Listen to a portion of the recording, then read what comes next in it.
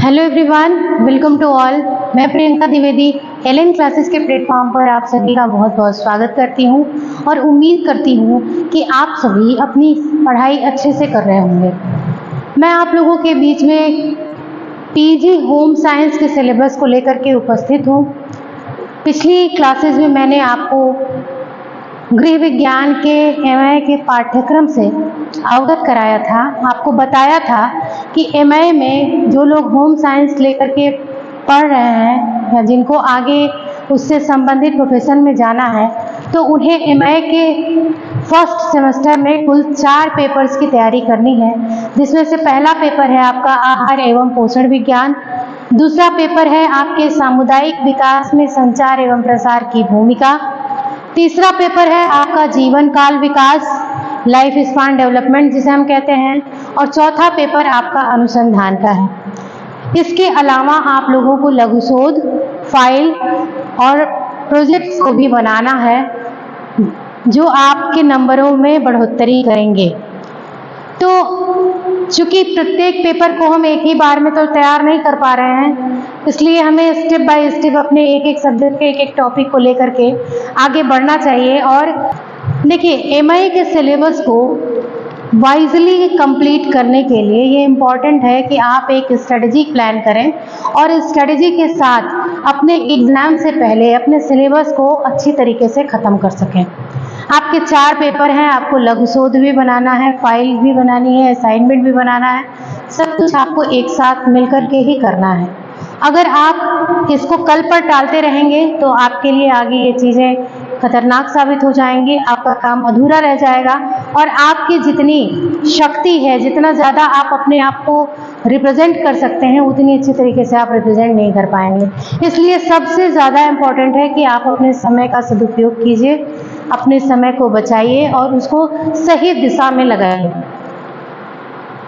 आपकी जो जिम्मेदारी है, आपको जो काम मिला है यानी कि पढ़ाई करने का, तो आप उसमें अपना 100% दीजिए और अच्छी तरीके से अपने सिलेबस को ख़त्म करिए।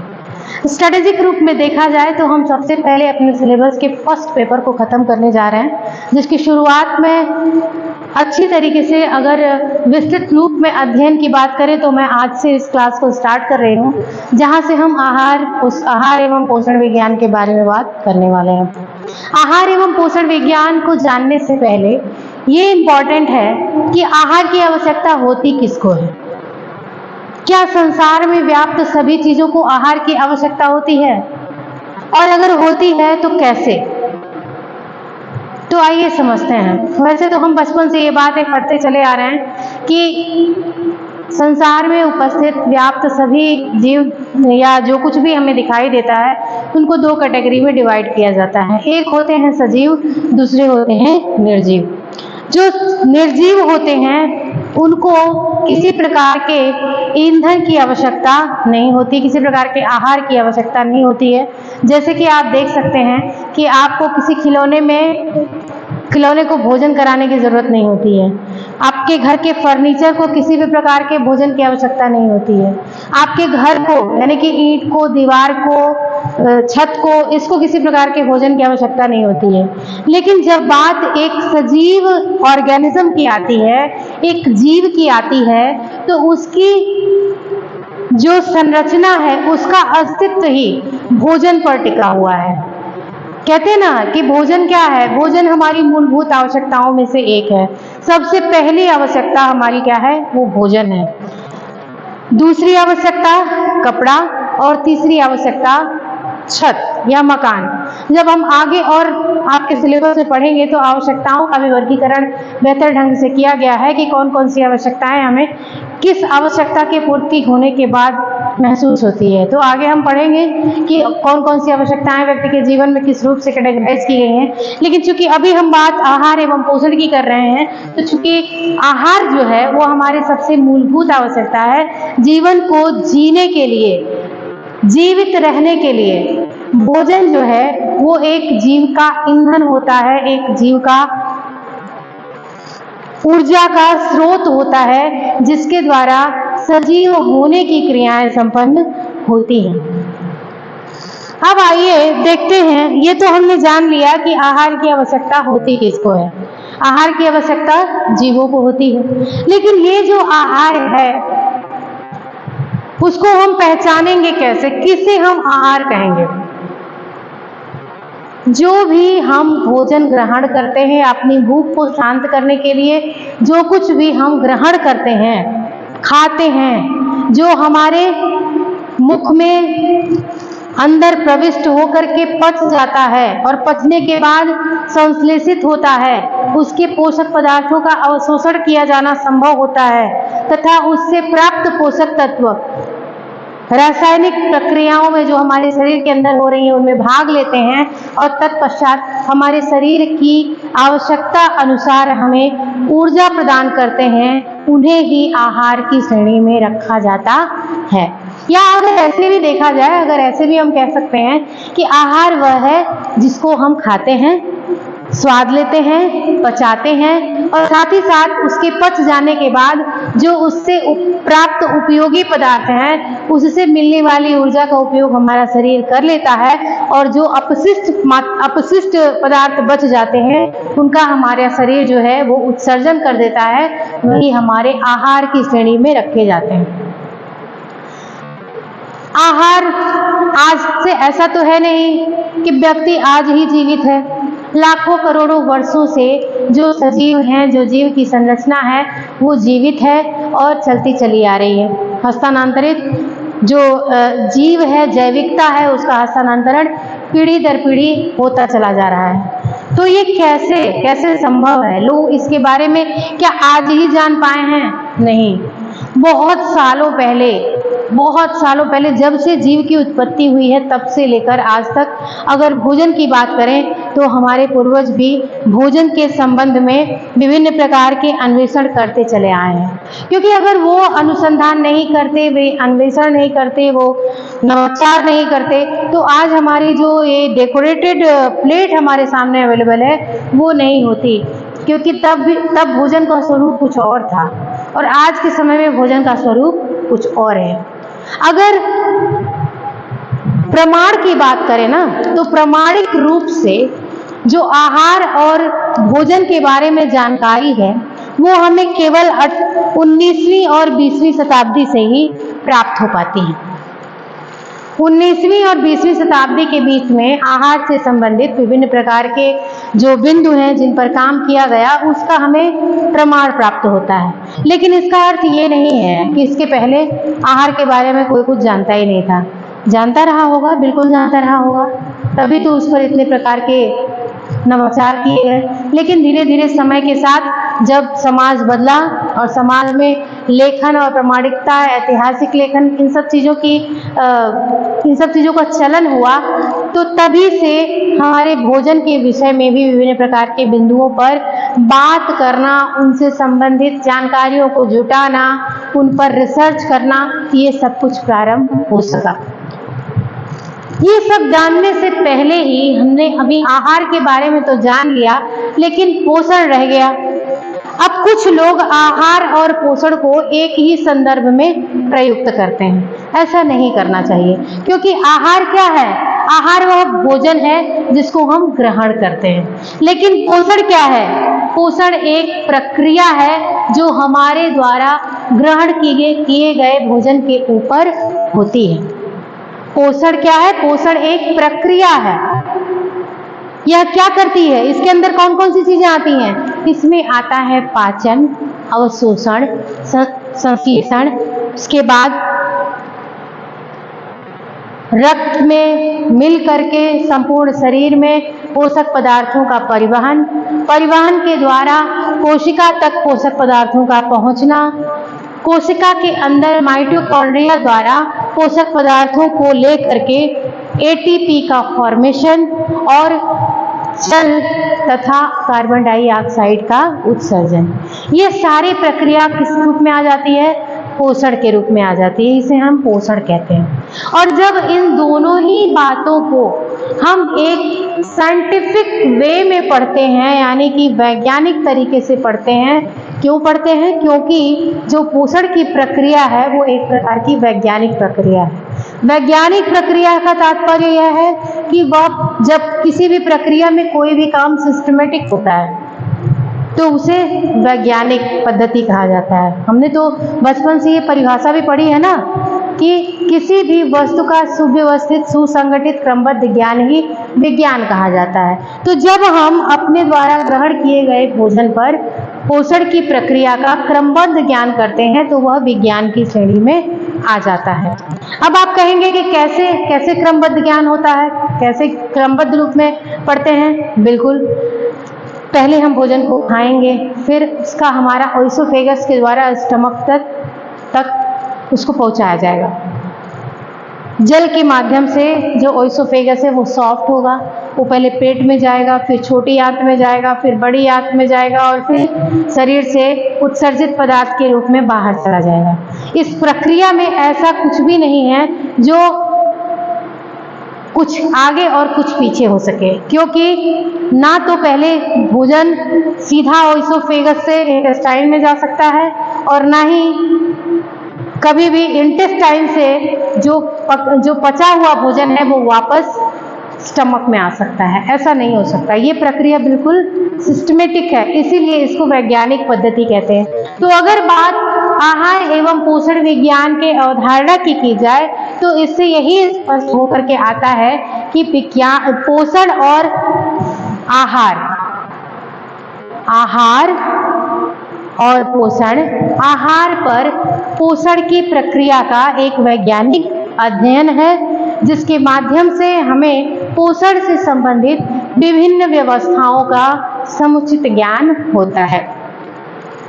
अब इस अवधारणा की बात करने के बाद हम थोड़ी सी परिचर्चा आहार एवं पोषण के ऐतिहासिक पृष्ठभूमि की कर लेते हैं। अभी मैंने आपको बताया कि प्राचीन समय में हमारा भोजन ऐसा नहीं था। जब सृष्टि की संरचना हुई होगी तो यहाँ पर आज की तरीके से दाल चावल रोटी सब्जी सलाद चटनी पापड़ से सजी हुई थाली तो आई नहीं होगी। निश्चित रूप से सभी को पता है, हमने पढ़ा भी है कि हमारे पूर्वज जो हैं वो पहले क्या थे, वो पहले गैदरर्स थे, हंटर्स थे, यानी कि वो पहले भोजन को इकट्ठा करते थे, फिर जंगली जानवरों को मार करके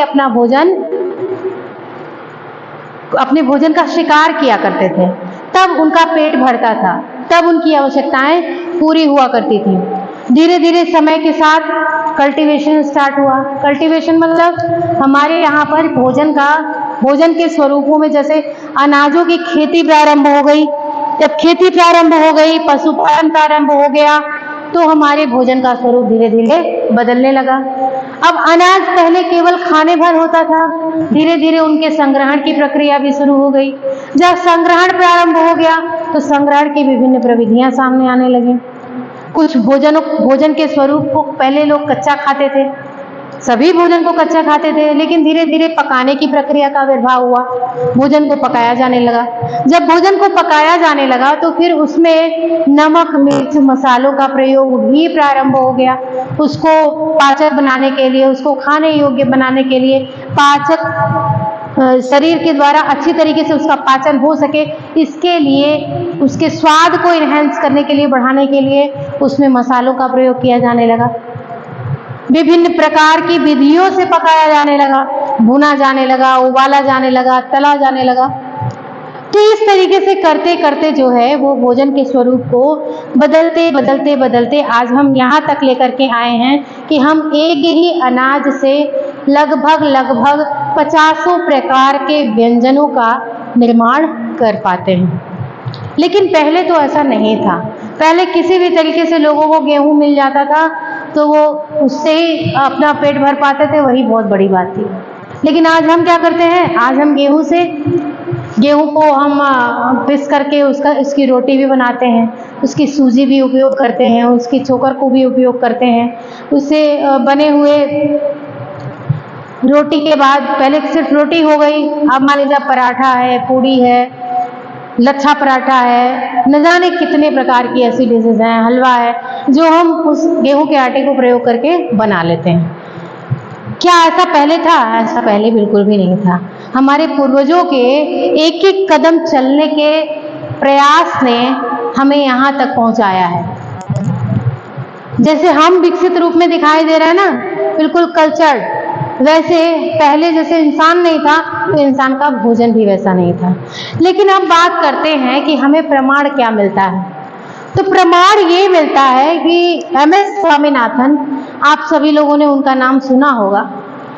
एम.एस. स्वामीनाथन से संबंधित एक तथ्य स्पष्ट होकर के आता है, जिन्होंने पुराने समय में भोजन को प्रस्तुत करने या भोजन के बारे में कुछ बिंदुओं पर चर्चा की थी, विवेचना की थी कि जिनके आधार पर ही भोजन की चर्चा होती आई है, भोजन के बारे में बातें की जाती थी। जैसे देखिए, उस समय लगता है, इन्होंने कहा है कि स्वामीनाथन साहब ने कहा है कि पुराने समय में जो भोजन थे उनके मुख्य बिंदु कुछ इस प्रकार के थे, जैसे chemical nature of plant food and animal tissue, यानी कि भोजन जो हमें पौधों से प्राप्त होता है हम उस पर बात कर लेते थे, और साथ ही साथ हमारे एनिमल्स की जितने भी टिश्यूज हैं या जो कोशिकाएं हैं उन पर बात कर लेते थे कि आखिर जो भी हम प्राप्त करते हैं वो हमारी टिश्यूज में किस प्रकार से पहुंच रहे हैं। फिर व्यक्ति जब जो है या कोई जीव, कोई जानवर किस प्रकार से सांस ले रहा है और वह क्या सांस ले रहा है और क्या उसमें से उत्सर्जित हो रहा है, इस पर बात कर ली जाती थी। तीसरा बिंदु है कि प्रोटीन के न्यूट्रिशन की प्रारंभिक जानकारी पर बात की जाती थी। जानवरों के खाने के जितने भी तरीके हैं और जो विटामिन से संबंधित जानकारियां थी, इन पर बात होना शुरू हो गया। साथ ही साथ जीवों के शरीर में या मनुष्यों के शरीर में, जानवरों के शरीर में पाई जाने वाली विभिन्न बीमारियों के संबंध में भी बातचीत होने का प्रमाण स्वामीनाथन जी के किताबों से मिलता है। उन्होंने बताया है कि इन सब बिंदुओं पर प्रारंभिक समय में परिचर्चाएं हुआ करती थी, जब भोजन से संबंधित कोई विशिष्ट ऐतिहासिक प्रमाण हमारे पास नहीं था। तब धीरे धीरे इन सब तथ्यों पर बातें होनी शुरू हो गई। तत्पश्चात एक वैज्ञानिक थे जिन्होंने भोजन से संबंधित समय को 4 मुख्य अनुयुगों में विभाजित कर दिया। इनका नाम है स्नाइडर।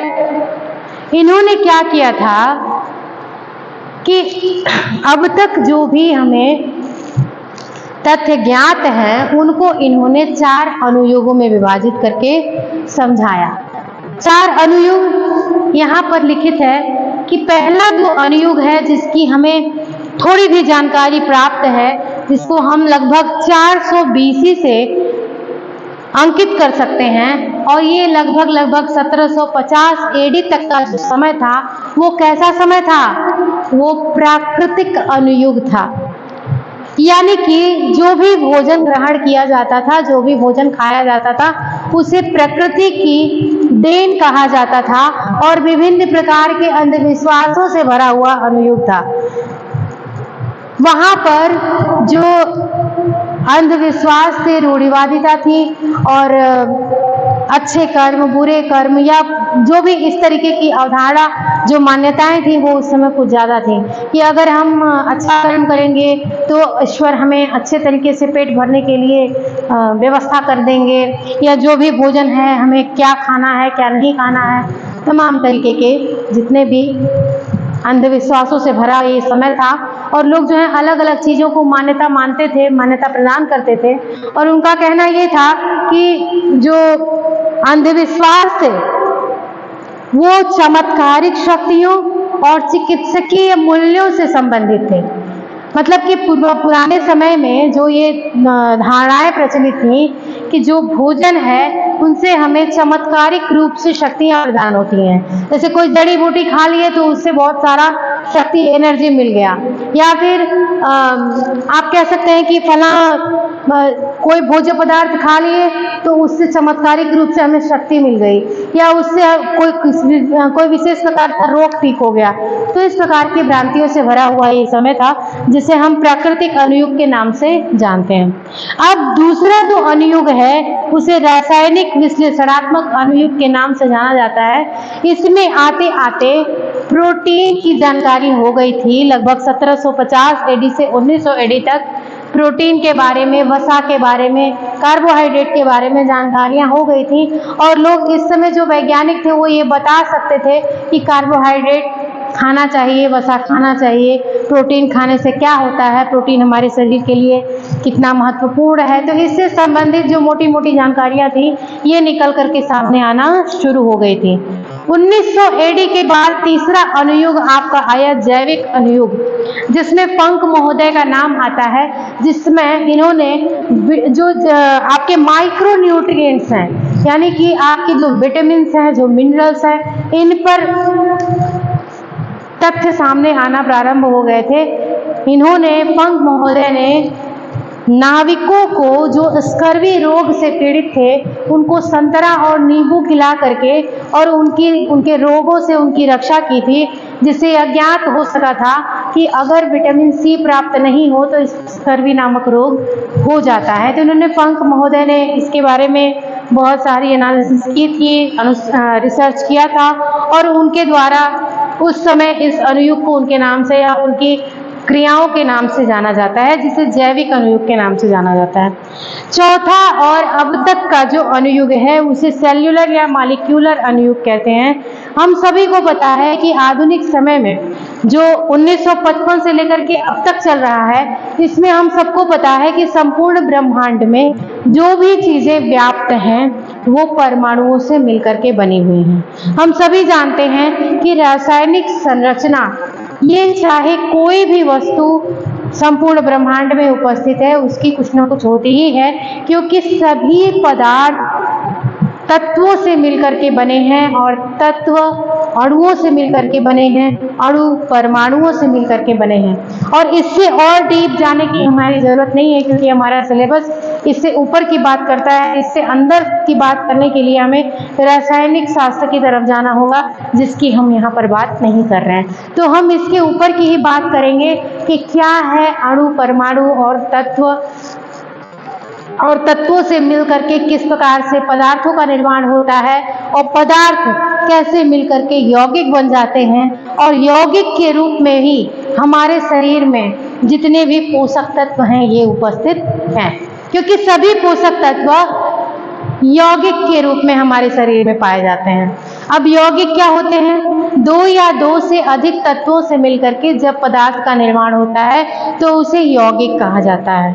और आप सभी को पता है कि अगर एक छोटा सा उदाहरण हम जल का लें तो जिसका रासायनिक सूत्र है H2O। क्या है? H2O, जिसमें क्या है? H2O।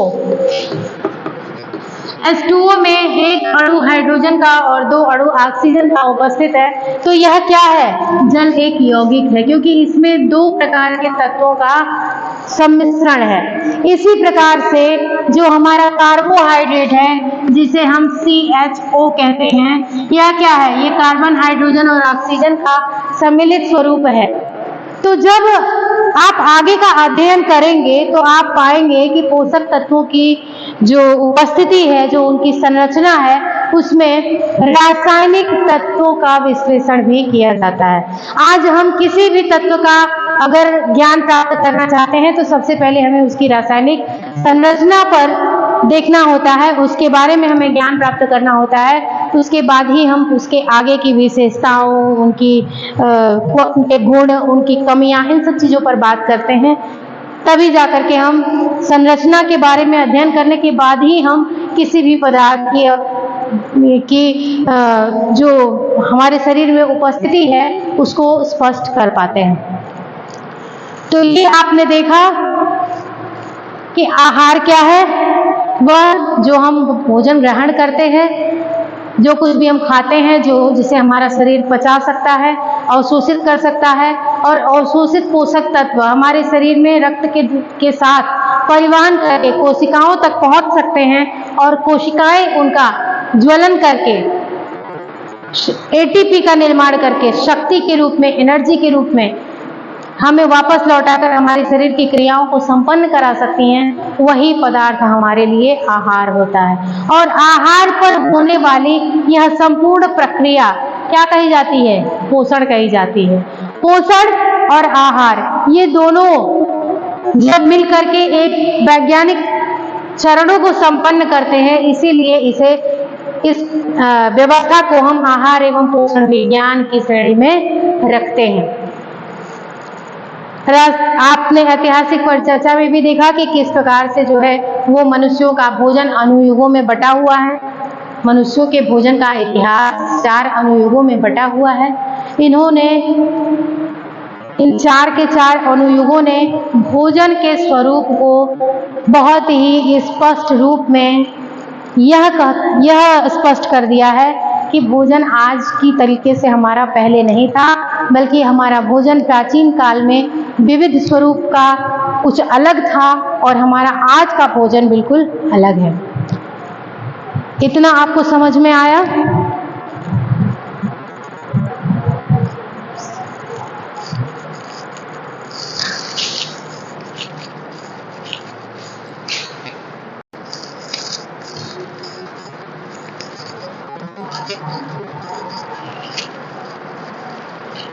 अब हम देखेंगे कि यह जो पोषण है, जो एक प्रक्रिया के रूप में हमारे शरीर में हमारे द्वारा ग्रहण किए गए आहार के ऊपर संपन्न होती है, इससे होता क्या है। तो आप सभी को पता है कि पोषण जो है वो हमारे द्वारा ग्रहण किए गए भोजन के ऊपर होने वाली प्रक्रिया है, जिसके द्वारा हमारे शरीर का स्वास्थ्य पूरी तरीके से निर्भर करता है। हम जैसा भोजन ग्रहण करते हैं, हमारा शरीर उसी प्रकार के स्वास्थ्य को प्राप्त करता है। अगर हम अच्छा भोजन ग्रहण कर रहे हैं,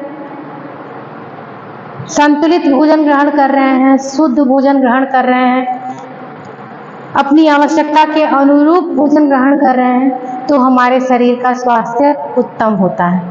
लेकिन यदि हमारे द्वारा ग्रहण किया गया भोजन किसी प्रकार से अपर्याप्त हो, असंतुलित हो, अपोषणीय हो या अशुद्ध हो, तो उससे हमारा शरीर का स्वास्थ्य बिगड़ जाता है। इसीलिए आज के समय में कहा जा रहा है कि हमें अपने शारीरिक जीवन शैली के साथ साथ जो हमारी दैनिक दिनचर्या है, जो हमारा रहन सहन है, खान पान है, उन सभी चीज़ों को परिवर्तित करने की आवश्यकता है। बीच के कुछ 2-3 दशकों में भोजन का जो स्वरूप था वो स्वाद पर निर्भर कर रहा था। लोग स्वाद की तरफ अधिक आकर्षित होकर के चिकनी, तैलीय, मसालेदार युक्त अधिकतम ऐसी वस्तुओं का उपयोग करने लगे थे जिसका हमारे शरीर को बहुत नुकसान हो रहा था, जिसे फास्ट फूड की कैटेगरी में रखा जाता है। लेकिन अध्ययनों से ये स्पष्ट हुआ है कि इन भोजनों को दरकिनार करते हुए या इनका 10 या 20% उपयोग के साथ साथ अगर हम 80-90% अपने स्वास्थ्य और हितकारी भोज्य पदार्थों को ग्रहण करते हैं, तो हम अपने शरीर के स्वास्थ्य को एक बार फिर से सुचारू रूप से बेहतर बना सकते हैं। जैसे हम फलों और सब्जियों का उपयोग अपने भोजन में करें, हरी सब्जियां खाएं, मोटे अनाज खाएं, तेल और घी का कम उपयोग करें, तो ऐसी चीज़ों में हमें फ़ायदा होगा। आजकल तो कैंपेन भी चलाया जा रहा है, आज से थोड़ा कम, यानी कि आज से थोड़ी सी चीनी कम, थोड़ा नमक कम, थोड़ा मसाले कम, मतलब जो आप यूज करते चले आए हैं उसकी मात्रा को थोड़ा थोड़ा कम करिए। जब आप कम खाएंगे तो आपके इस पाचन संस्थान पर जो प्रेशर है वो कम पड़ेगा, और जब हमारे पाचन संस्थान को सिर्फ और सिर्फ पाचन के काम के अलावा थोड़ा रेस्ट मिलेगा तो ही यह स्वस्थ रहेगा। जब अधिक से अधिक समय तक यह केवल पाचन की प्रक्रिया में ही संलग्न रहता है तो इसके अस्वास्थ्यकारी परिणाम हमारे शरीर को भुगतने पड़ जाते हैं। ऊपर से हमारे खान पान की शैली भी आजकल कुछ ऐसी हो गई है कि हम स्वाद पर ज़्यादा निर्भर हैं। कोई चीज़ अच्छी लगी, चटपटी है, टेस्टी है, मिठाइयाँ खा लेते हैं, चाट, गोलगप्पे, फुल्कियाँ और न जाने क्या क्या स्ट्रीट फूड्स, जिनके टेस्ट पे हम भगते हैं और जाकर के हम उनको अपने इस अनमोल शरीर के अंदर यूं ही डालते चले जाते हैं। ये ध्यान नहीं रखते कि ये जो शरीर है ये इतना अनमोल है कि इसकी रक्षा की जिम्मेदारी अगर हमने नहीं उठाई तो हमारा क्या होगा। इसलिए भोजन की कैटेगरीज पर विशेष ध्यान देना चाहिए कि हम अपने इस शरीर को स्वस्थ रखना चाहते हैं तो आखिर हम इसमें अंदर ग्रहण क्या कर रहे हैं, अपने पाचन संस्थान को हम किस प्रकार स्वस्थ रख सकते हैं, इन सब बिंदुओं पर भी हमें चर्चा करनी चाहिए, विचार करना चाहिए। तो यहाँ देखिए मैंने स्वास्थ्य की बात की कि हम जैसा भोजन ग्रहण करते हैं हमारा स्वास्थ्य भी उसी प्रकार का हो जाता है। अच्छा स्वास्थ्यकर भोजन, संतुलित भोजन हमारे स्वास्थ्य को अच्छा बनाता है और असंतुलित भोजन, अपर्याप्त भोजन हमारे स्वास्थ्य को बिगाड़ने के लिए उत्तरदायी होता है। जब हमारा स्वास्थ्य अच्छा होगा तभी हमारे शरीर की वृद्धि होगी, उचित विकास होगा। क्योंकि अगर शरीर की ग्रोथ और डेवलपमेंट दोनों मानकों के आधार पर सुनिश्चित किए जाएं तो प्रॉपर अगर नहीं है तो व्यक्ति समाज में अपने आप को उस उद्देश्यों तक नहीं लेकर के जा सकता जिसकी प्रत्येक व्यक्ति की इच्छा होती है। अरे भाई आप ऐसे समझिए कि एक छोटा सा बच्चा है, उसके खाने पीने की आदतें कुछ ऐसी हैं कि उसने बिल्कुल बचपन में ही 10-12 साल की उम्र में ही अपने शरीर के का जो वजन है उसको 1 क्विंटल कर लिया है। तो 1 क्विंटल का बच्चा अगर 10-12 साल में है तो फिर उसका ध्यान पढ़ाई में, शारीरिक क्रियाओं में और बाकी की गतिविधियों में कहाँ रहेगा? बिल्कुल नहीं रहेगा। उसका जो विकास है, उसकी जो वृद्धि है वो पूरी तरीके से बाधित हो जाएगी। इसलिए किसी भी चीज़ की अति उत्तम नहीं होती है, ना तो अति भोजन करना चाहिए और ना ही बहुत ही ज़्यादा भूखे भी रहना चाहिए। इसीलिए एक कॉन्सेप्ट लाया गया है संतुलित भोजन का, जिसके बारे में हम आगे बात करने वाले हैं। अभी यहाँ पर आप एक बात समझ लीजिए कि जब एक बच्चा अपने भोजन को ठीक करता है तो उसकी वृद्धि भी अच्छी होती है और उसका विकास भी अच्छा होता है। वृद्धि अलग है और विकास अलग है। वृद्धि का मतलब होता है कि एक बच्चे के शरीर के शारीरिक जो उसका परिमाप है, जो उसकी मोटाई है, जो उसकी लंबाई है, जो उसका भार है, उसमें जो परिवर्तन आता है उसे हम वृद्धि के नाम से जानते हैं। और जब एक बच्चे के संपूर्ण शरीर का विकास हो रहा है, उसके आंतरिक अंगों का विकास भी हो रहा है, शरीर का भी हो रहा है, मस्तिष्क का यानी कि उसके दिमाग का, उसके मन का, उसकी बुद्धि का, उसके चरित्र का, इन सारी चीज़ों का जब विकास होता है तो उसे ही हम विकास की श्रेणी में रखते हैं। तो ये सब कुछ डिपेंड करता है बालक के पोषण पर। इन सारे प्रकार के जितने भी विकास हैं, चाहे वो आपके शारीरिक हो, मानसिक हो, चारित्रिक हो, नैतिक हो, जितने भी विकास एक अच्छे व्यक्तित्व के लिए आवश्यक हैं, इन सब की जो धुरी है वो उसके भोजन पर निर्भर करती है, उसके उत्तम पोषण पर निर्भर करती है। एक बच्चे का पोषण उसके संपूर्ण जीवन को प्रभावित कर देता है। इसलिए पोषण पर ध्यान देना बहुत आवश्यक है। इसीलिए माँओं को अपने बच्चों पर विशेष रूप से ध्यान देते हुए देखा जा सकता है, बेटा ये खा लो, बेटा वो खा लो। तो आजकल की माताओं को भी इसके विषय में स्पष्ट जानकारी होनी चाहिए कि उन्हें अपने बच्चों को क्या खिलाना है, क्या उनके लिए अच्छा है और क्या उनके लिए अच्छा नहीं है। ये सारी जानकारी जब एक माँ को होती है तो वो अपने बच्चे का ख्याल उत्तम तरीके से रख पाती है। अब यहाँ पर तो बात हो गई विकास की। अब बात करते हैं, वापस फिर से आते हैं अपने भोजन पर कि जब हम भोजन की बात करते हैं तो भोजन कितने प्रकार का होता है। भौतिक स्वरूप में देखा जाए तो भोजन मुख्यतः 2 प्रकार का होता है, या तो वह ठोस स्वरूप में होगा और या तो वह द्रव स्वरूप में होगा। हम सामान्य भाषा में भी उपयोग करते हैं कि खाते पीते, या तो हम खाते हैं और या तो हम पीते हैं। जो भोजन ठोस होता है उसे हम खाते हैं और जो भोजन द्रव होता है उसे हम पीते हैं। तो भोजन भौतिक स्वरूप में मुख्यतः 2 प्रकार का होता है। अब बात करते हैं भोजन की आवश्यकता की, कि हमारे शरीर को भोजन की आवश्यकता होती ही क्यों है। ये मैंने अभी आपको थोड़ी देर पहले बताया भी है कि हमारा शरीर जो है वो एक प्रकार का इंजन है और इंजन जो है वो बिना ईंधन के काम नहीं करता है, और हमारे लिए जो ईंधन है वो हमारा भोजन है। भोजन के द्वारा ही हमारे शरीर को शारीरिक गतिविधियां, चाहे वो बाह्य गतिविधियां हो चाहे वो आंतरिक हो, उन दोनों के लिए शक्ति की प्राप्ति होती है। इसलिए भोजन हमारे लिए अति आवश्यक है। बिना भोजन के व्यक्ति का शरीर सुदृढ़ और संपन्नता के साथ काम नहीं कर सकता है। आवश्यकता के तथ्य को जानने के बाद हम ये जानेंगे कि भोजन जो हम करते हैं वो सच में, अब मैंने अभी तो कह दिया कि अच्छा भोजन खाइए, खराब भोजन मत खाइए। अब कैसे पता चलेगा कि क्या भोजन अच्छा है और क्या भोजन बुरा है? एक भोजन या एक भोज्य पदार्थ एक व्यक्ति के लिए अच्छा हो सकता है और दूसरे व्यक्ति के लिए बुरा भी हो सकता है। ऐसा संभव है, ऐसा ही होता है, क्योंकि प्रति व्यक्ति जो आवश्यकता है भोजन की वो अलग अलग होती है। इसीलिए भोजन की आवश्यकता को स्पष्ट रूप में परिभाषित करने के लिए संतुलित भोजन के कॉन्सेप्ट को लाया गया है कि संतुलित भोजन के द्वारा भोजन की आवश्यकता को हम स्पष्ट कर सकते हैं। अब एक व्यक्ति के लिए जो भोजन संतुलित है वो दूसरे व्यक्ति के लिए संतुलित नहीं हो सकता। कैसे नहीं हो सकता? क्योंकि देखिए, एक छोटा सा बच्चा है, उसको अगर एक रोटी खिलाई जा रही है तो वो उसके लिए पर्याप्त है। लेकिन वहीं अगर एक 21 साल का युवा है और उसको आप एक रोटी दे दीजिए तो वह उसके लिए पर्याप्त नहीं है। ये तो मात्रात्मक विभेद हो गया। दूसरी चीज होती है कि व्यक्ति के जो शारीरिक आवश्यकताएं हैं उनके आधार पर भोजन को संतुलित और असंतुलित की कैटेगरी में रखा जाता है। पहले हम जान लेंगे कि संतुलित भोजन क्या है। संतुलित भोजन का तात्पर्य है किसी व्यक्ति विशेष की आवश्यकता के लिए, जो उसके शरीर की आवश्यकता है, उसमें सभी पोषक तत्वों की पर्याप्त मात्रा से परिपूर्ण भोजन संतुलित भोजन कहा जाता है।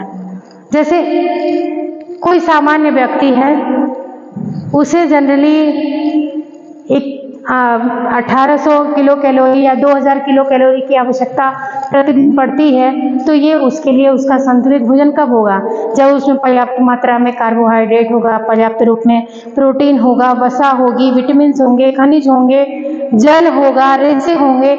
ये सब कुछ जब पर्याप्त संतुलन में होगा, जैसा कि RDA के द्वारा रिकमेंड किया गया है, तब जाकर के वह उसका भोजन संतुलित होगा। उसकी मात्रा थोड़ी बहुत ऊपर नीचे होगी तो यह असंतुलन एक दिन में तो फर्क नहीं पड़ता है, लेकिन लगातार अगर यह असंतुलन बना रहे तो विभिन्न प्रकार की बीमारियों को जन्म दे देता है। अब असंतुलित भोजन क्या होता है? किसी व्यक्ति विशेष के लिए आवश्यक सभी पोषक तत्वों की असंतुलित, कम या अधिक मात्रा से परिपूर्ण भोजन असंतुलित भोजन कहा जाता है। और इन दोनों ही असंतुलित और संतुलित के बीच का जो डिफरेंस है वो किस आधार पर निर्धारित किया जाता है? अब आपके दिमाग में यही बात आ रही होगी कि आखिर हम ये डिसाइड कैसे करें कि कौन सा भोजन किसके लिए संतुलित है और किसके लिए असंतुलित है। तो इसको स्पष्ट करने के लिए हमें समझना होगा कि भोजन के संतुलन और असंतुलन के निर्धारण के लिए कुछ मानक बनाए गए हैं। जैसे यहाँ पर देखिए, एक है उम्र, दूसरा कार्य, तीसरा लिंग और चौथा है आपकी शारीरिक संरचना। इन 4 बिंदुओं के आधार पर संतुलित भोजन का निर्धारण किया जाता है। अब जैसे एक बच्चे की उम्र 10 साल है, वह केवल अपनी कक्षा में जाता है, पढ़ता लिखता है और खेलता कूदता है। वह एक लड़का है और उसके शरीर की जो संरचना है वो दुबली पतली है। तो क्या 1 गिलास दूध उसके लिए पर्याप्त होगा? नहीं। क्या एक टाइम भोजन देना उसके लिए पर्याप्त होगा? नहीं। बच्चे के लिए दिन भर में 4 मील प्लान होना जरूरी है। बच्चे को सुबह का नाश्ता, दोपहर का भोजन, शाम का नाश्ता और रात का भोजन, ये 4 मील उसके लिए आवश्यक है। उसके साथ ही साथ उसको दूध, फल, हरी सब्जियां, ये सब कुछ देना आवश्यक है। विभिन्न प्रकार के खनिज पदार्थों की आवश्यकता की पूर्ति उसके लिए आवश्यक है।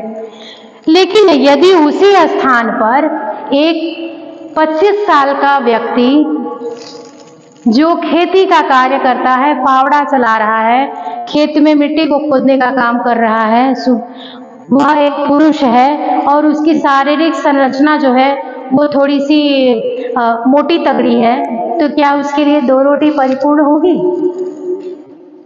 क्या सुबह के नाश्ते और रात के खाने से उसका भोजन संतुलित हो जाएगा? नहीं, उसके लिए भी 4 टाइम यानी कि 4 मील प्लान की आवश्यकता है। और जो भोजन की मात्रा है वह उस बच्चे के कंपैरिजन में बहुत ही अधिक होगी, जिसको हम कैलोरी से डिनोट करते हैं। एक छोटे से बच्चे की कैलोरी की आवश्यकता और एक बड़े बच्चे की, या आप कह सकते हैं कि एक पुरुष की कैलोरी की आवश्यकता भिन्न भिन्न होती है। RDA यानी कि रिकमेंडेड डाइटरी अलायंस के द्वारा विभिन्न उम्र, विभिन्न लिंग, कार्य एवं शारीरिक संरचना वाले व्यक्तियों के लिए जो विभिन्न प्रकार के पोषक तत्व हैं उनकी मात्रा को रेकमेंड किया गया है और उसी के आधार पर हम कैलोरी का निर्धारण करते हैं। स्त्री पुरुष इनका भी भोजन अलग अलग रूप में संतुलित होगा। एक सामान्य महिला, एक गर्भवती महिला, एक धात्री महिला, एक बीमार महिला, एक बीमार पुरुष, एक वृद्ध पुरुष, एक कामकाजी पुरुष, एक शारीरिक कार्य करने वाला, एक मानसिक कार्य करने वाला, एक 9 to 5 बैठकर काम करने वाला, खड़े रहकर काम करने वाला। बहुत सारी ऐसी कंडीशंस हैं जिनके अकॉर्डिंग भोजन की जो मात्रा है, जो उसकी क्वालिटी है, जो गुणवत्ता है, इसमें अंतर करके ही भोजन का निर्धारण करके उनके लिए संतुलित भोजन बताया जाता है। इस कार्य को करने के लिए कि किसके लिए कौन सा भोजन कितना उपयुक्त है और कितना किसको चाहिए, ये स्पष्ट रूप से जानकारी देने के लिए हमारे गृह विज्ञान के माध्यम से एक न्यूट्रिशनिस्ट, या आप कह सकते हैं कि एक पथ्य चिकित्सक का प्रोफेशन होता है, जिसके माध्यम से एक व्यक्ति पोषण विज्ञानी बन जाता है और लोगों को पोषण से संबंधित जानकारी देता है, लोगों की नीड का कैलकुलेशन करता है कि आपके काम के अनुसार आपको कितनी कैलोरी चाहिए, कितनी मात्रा किस पोषक पदार्थ की आपके लिए अच्छी है। ये सब कुछ एक न्यूट्रिशनिस्ट के द्वारा बताया जाता है, जिससे कि एक व्यक्ति का भोजन संतुलित हो पाता है। तो आज के लिए आपकी क्लास में मैंने बताया कि भोजन क्या है, पोषण क्या है, स्वास्थ्य क्या है, वृद्धि और विकास क्या है, भोजन कितने प्रकार के हैं, भोजन में संतुलन असंतुलन क्या है, और संतुलन और असंतुलित भोजन के लिए किस प्रकार से हम निर्धारण करते हैं। इन सारी बातों को मैंने आज आपकी क्लास में बताया। आपको अगर मेरी क्लास अच्छी लगती है, मेरे द्वारा पढ़ाया गया टॉपिक आपको पसंद आता है, यूजफुल लगता है, तो आप प्लीज़ इसको लाइक कीजिए, चैनल को सब्सक्राइब कीजिए और अपने दोस्तों तक पहुंचाइए ताकि उनको भी इसका फायदा मिल सके। अगर आपको कंप्लीट नोट्स चाहिए कि आपको अपने पेपर, 4 के चारों पेपर, फाइल, ये सब कुछ आपको अगर नोट्स के रूप में चाहिए तो आप मुझे मैसेज कीजिए। डिस्क्रिप्शन बॉक्स में आपको लिंक मिल जाएगा, आपको नंबर मिल जाएगा, वहाँ पे आप मैसेज कर सकते हैं, व्हाट्सएप करिए और फिर आपको कंप्लीट नोट्स भी मिल जाएंगे। तो आप इन पॉइंट्स को अच्छी तरीके से तैयार कीजिए। इसके साथ ही साथ मुझे सुनने के साथ साथ आप बुक्स को भी पढ़िए और जल्दी से जल्दी अपने सिलेबस को टाइमली कंप्लीट कीजिए। और आपको एक स्ट्रेटेजिक पॉइंट मैं बताना चाहूँगी कि अगर आप अपने सिलेबस को टाइमली कंप्लीट करना चाहते हैं तो आपको बिल्कुल भी कल पर नहीं टालना है। कोशिश ये करनी है कि आप अपने सिलेबस को अपने एग्जाम से पहले 3 बार रिवाइज कर सकें। एक बार पूरा कंप्लीट पढ़िए, फिर 2 बार उसका पूरा कंप्लीट रिवीजन करिए। जब आप ऐसा कर पाएंगे तभी आपका सिलेबस कंप्लीट हो पाएगा और आपकी तैयारी अच्छी हो पाएगी। ठीक है, तैयारी का मतलब यहाँ पर ये है ना कि स्टूडेंट्स को क्या लगता है कि अरे छोड़ो, सीरीज से पढ़ लेंगे, हो जाएगा। ये हो तो जाता है, लेकिन बुरा तब बन जाता है जब उसी पढ़ाई के लिए आपको दर दर भटक करके कोर्स लेकर के और फिर से एफर्ट लगाना पड़ता है। तो उस एफर्ट को लगाने की ज़रूरत क्या है? आप ऑलरेडी इतना टाइम लगा रहे हैं अपने जीवन के इन अनमोल क्षणों को आपने इस कोर्स के लिए, MA के लिए या किसी भी विशेष तैयारी के लिए आपने स्पेशलाइज किया हुआ है, तो उसको बर्बाद मत कीजिए और अच्छे तरीके से पढ़िए। अभी सिलेबस को ख़त्म करिए और इतने अच्छे तरीके से पढ़िए कि दोबारा इसको पढ़ने की ज़रूरत ना पड़े, इस पर और काम करने की ज़रूरत ना पड़े। जब आप अपने काम को अच्छी तरीके से करेंगे, 100% दे करके करेंगे, तो इस पर डबल वर्क करने की ज़रूरत नहीं पड़ेगी और आप बेरोज़गार नहीं होंगे। सबसे बड़ी बात, जब आपके पास नॉलेज होगी, जब आपने उस पर काम किया होगा, तो आप कभी भी बेरोज़गार नहीं हो सकते हैं। और बेरोज़गारी आज के समय की सबसे बड़ी दुश्चिंता है। इससे बचने के लिए अपने काम को 100% कीजिए। आज के लिए बस इतना ही। Thank you very much.